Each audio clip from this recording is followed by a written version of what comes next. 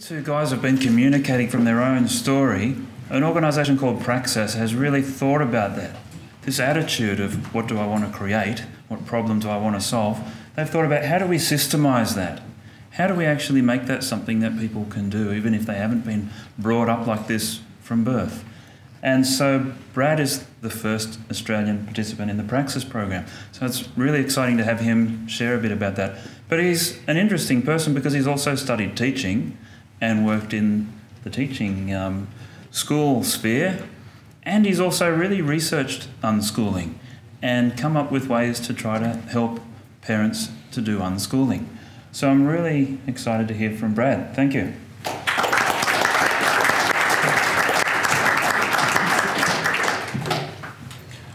So as Mark said, I'm a little bit different to the other guys. I was fully schooled K through 12, did a degree at Newcastle University, studied teaching and arts. Not sure why they threw the arts degree and I didn't do any subjects that should result in that. I was Praxis participant, as Mark also said, and since that I've just been kind of working with the partner business that I was working with Praxis, but I'll get to that in a sec. I'll start just with my uni experience. I just found lectures at uni, they were incredibly purposeless. The tutorials, they were really just games. Some of it was, you know, what you'd use in the classroom, but overall, its applicability was very, very low. I just found it very low value. You've probably noticed the same thing. Like, have you ever been sitting in university and thought, when am I ever going to learn this? When am I ever going to use this, sorry? And that was my entire degree. It was just garbage. Like,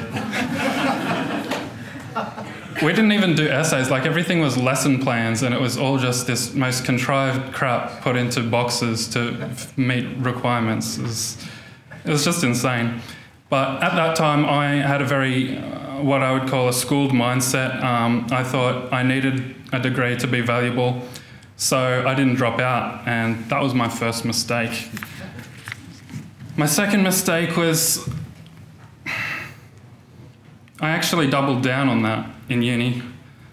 So I was unhappy at the time, and I thought what I need to do more is more uni, so I did honours. And in the course of doing that, there was the ethics kind of proposal for the research. I didn't end up doing a research honours thesis, but we did talk a lot about the whole do no harm principle. And whenever I was in schools on my pracs or volunteering, I couldn't really reconcile that. School seemed like quite a harmful place to put children in terms of isolating them from the real world, putting them in front of a teacher that controls every aspect of their lives, as Mark said, to when they can go to the toilet, when they can get a drink of water, and made them do dreary, boring work. So in my year and a half as a teacher, through my internships, I probably spent about 250 days teaching maybe 50 different classes because I was on casual, 6 or 7 different schools from Sydney through to Newcastle. And I saw a lot of similar things, and I'd like to share with you a few stories, not kind of the classic horror stories, but just things that made me realise that school wasn't really the best place that I think children should be. So there was one boy on my first prac, and they were doing dancing in the hall, and he came up to me and said, can I stop? And I said, sure, but can you tell me why? Like, what's going on? Are you sick? Is there a problem? He said, no, I don't like dancing. It's not who I am. And I just thought, that's a really strange thing for a child to say, like this, articulating a concept of identity. And so I spoke to him about it, and he just said, I don't feel comfortable dancing. And I thought, well, I don't feel comfortable dancing either, so I can't really force you to keep going. That just doesn't seem right. A teacher came over, what's going on? I just kind of covered for him, and the dancing was over and they moved on. But it just made me think, this isn't forcing kids to participate, like the whole, not only is it compulsory attendance, but it's mandatory participation in every aspect of the lesson. And I just couldn't reconcile my personal values of, freedom and connectedness and just treating people humanely with that. There was another boy in a moderate autism, on the moderate autism spectrum, had a few other things in a special ed class. He was yelled at relentlessly for not doing a worksheet, ended up in tears, thrown out of the room, well, dragged out of the room by his arm by the teaching assistant. He then tried to come back in, said he'd do the right thing. She dragged him back out, locked the door. He's still crying, and that just kind of broke me inside. Third one was a girl who was spoken of very poorly by her teacher. She was on reading recovery. It's basically a government boondoggle where someone's brought in for a year to help teach them to do like focused, individualised or small group reading with them. Basically, the studies show that it works for a year. Their reading level kind of increases. Then the year that stops, because it's only a 1 year program, their reading level goes back to where it was anyway, so totally pointless. But we had a free session in the afternoon, like a computer session or something, and I didn't advertise the fact that I played games. I didn't hide it. She knew that I played Minecraft. She started talking to me about this upcoming update where pistons were coming in. And we talked for an hour using vocabulary and concepts and ideas that I know that neither her reading recovery teacher or her main teacher would have had any concept or any idea that she would have understood that. Or just went to show that school subjects are a very narrow box, and people, if you're talking to someone about something that they're interested in, even if they're not showing academic skills, that they can articulate and convey really complex concepts.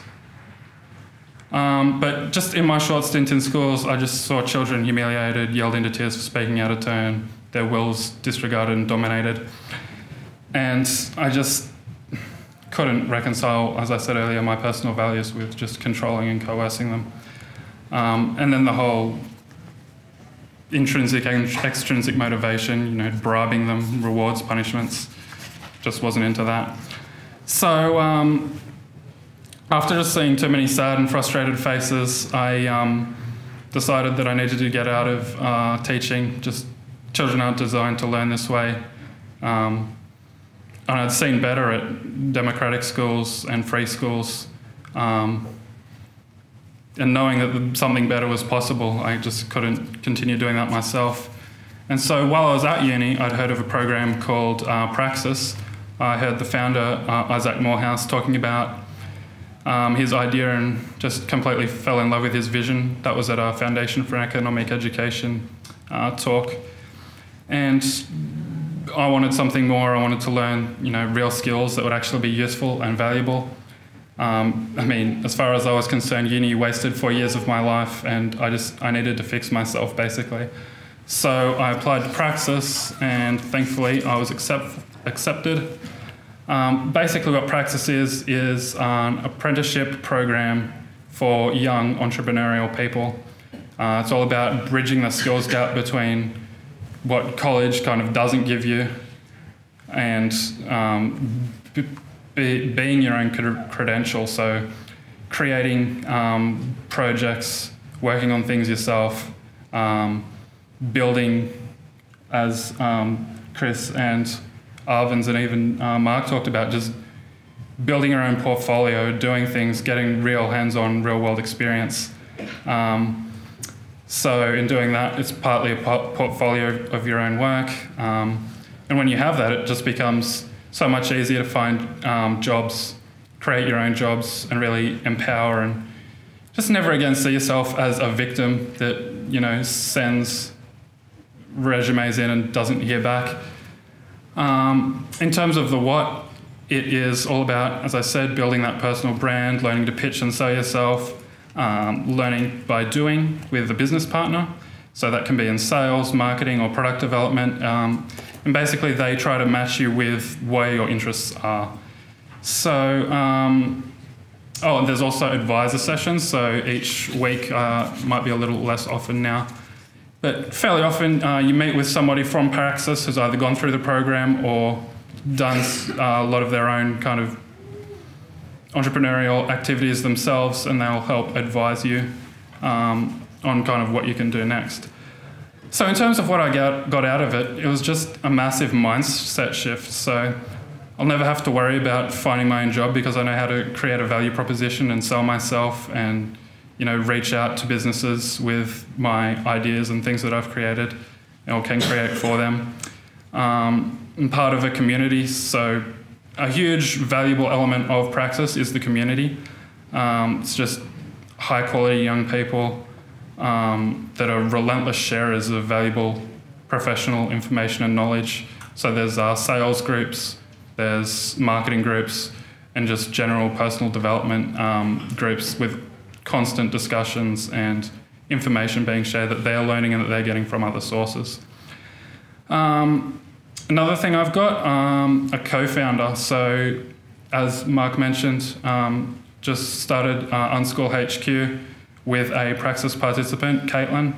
And she is an unschooler herself. She's 16, was recently taken on as an intern at where I worked for Praxis, so my business partner. And that business partner does kind of marketing for accountants.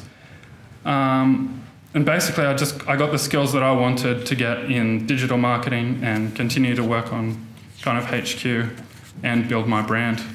And that's what I'm going to keep on doing. Thank you.